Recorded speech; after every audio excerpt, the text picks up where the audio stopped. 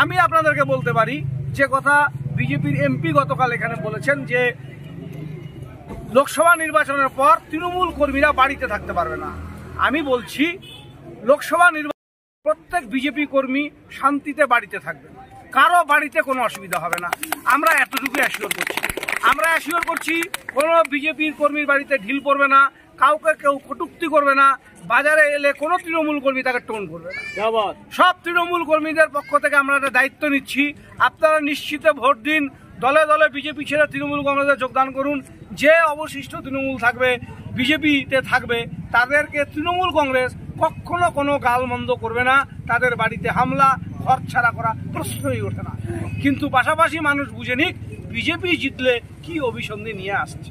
এই গুন্ডামি, এই মস্তানির যে একটা আড়ালে এই মন্ত্রী নিজেকে রেখেছিলেন, তিনি আবার ভোটের আগে নিজের রূপ মানুষকে দেখিয়ে দেবেন। তার আসল ছবি বেরিয়ে এসছে, মুখোশের ভেতরে যেটা লুকোনো ছিল সেই লুকোনো বিট্টু বেরিয়ে এসছে।